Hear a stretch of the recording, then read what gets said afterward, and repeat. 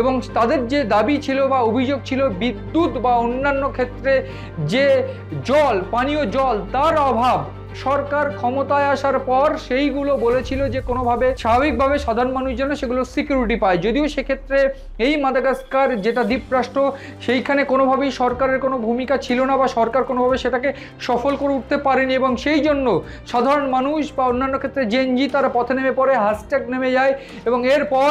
শেষ মুহূর্তে দাঁড়িয়ে এই সরকার ইতিমধ্যেই যে তথ্য উঠে আসছে যে সেই সরকার বরখাস্ত করেছেন প্রেসিডেন্ট, এবং মঙ্গলবার প্রধানমন্ত্রী এনএসএর যে সরকার এবং এনএসএর সরকারকে বরখাস্ত করেছেন প্রেসিডেন্ট। এবং এছাড়াও প্রেসিডেন্টের বিরুদ্ধেও কিন্তু এই মুহূর্তে ক্ষোভ উঠে আসছে এবং তথ্য বলছে বা যে চিত্র উঠে আসছে যে যারা জেনজি তারা কিন্তু প্রেসিডেন্টেরও রীতিমতো বা রাষ্ট্রপতি বলা যায় তারও কিন্তু পদত্যাগ চাইছেন। এবং এই তথ্য আমি একটু বলে রাখতে চাইবো যে ইতিমধ্যে রাষ্ট্রসংঘের যে সাধারণ বৈঠক, সেই সাধারণ বৈঠক জেনারেল অ্যাসেম্বলি সেটাও কিন্তু শেষ হয়েছে, এবং সেই জেনারেল অ্যাসেম্বলিতে 22 জন যে মৃত্যু হয়েছে সেই 22 জনের মৃত্যুকে ঘিরে কিন্তু এক প্রকার একটা চিন্তা বা উদ্বিগ্ন হয়ে পড়ে রাষ্ট্রপুঞ্জ, এবং তারপরেই রীতিমতো মঙ্গলবার সেই সরকারের পতন হয়েছে। এবং বিভিন্নভাবে আমি যদি দেখি চিত্রটা তুলে ধরার চেষ্টা করব, এবং এইটা পরিষ্কার যে জেনজি আন্দোলন যে কি ভয়ানক রূপ ধারণ করছে, কোনোভাবে দুর্নীতি বা অন্যান্য কোনো কিছু বা অন্যান্য দুর্নীতি সহ অন্যান্য সমস্যা যেটা সরকারের পালন করার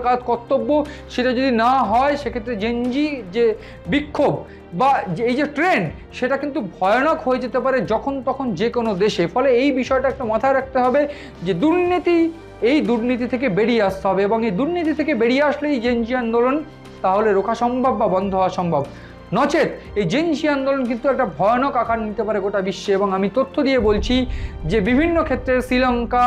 লিবিয়া, লেবানন বা অন্যান্য ক্ষেত্রে যদি দেখা যায়, সেক্ষেত্রে বাংলাদেশ বা নেপালের যে অবস্থা হয়েছে, এইবার দক্ষিণ পূর্ব আফ্রিকার মাদাগাস্কারেরও সেই পরিস্থিতি। ফলে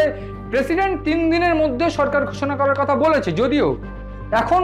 এইটা দেখার বিষয় যে কোনোভাবে এই যে দক্ষিণ পূর্ব আফ্রিকায় অন্যান্য দেশে দুর্নীতি সহ অন্যান্য অভিযোগ নিয়ে এই রকম কোনো আন্দোলন বা জেনজি বিক্ষোভ ছড়িয়ে পড়ে কিনা, এবং যদি তা ছড়িয়ে পড়ে সেক্ষেত্রে কোন কোন দেশ তা এফেক্টেড হবে, এবং এই জেনজি আন্দোলন গোটা বিশ্বে কী আকার ধারণ করে বোঝাই যাচ্ছে এটা একেবারে ভয়ানক আকার ধারণ করতে চলেছে। এবং যদি জেনজি আন্দোলন আরও ভয়ানক আকার ধারণ করে সেক্ষেত্রে কোন কোন দেশ তাতে এফেক্টেড হবে সেদিকে নজর রয়েছে আমাদের। নজর রাখুন আপনারাও।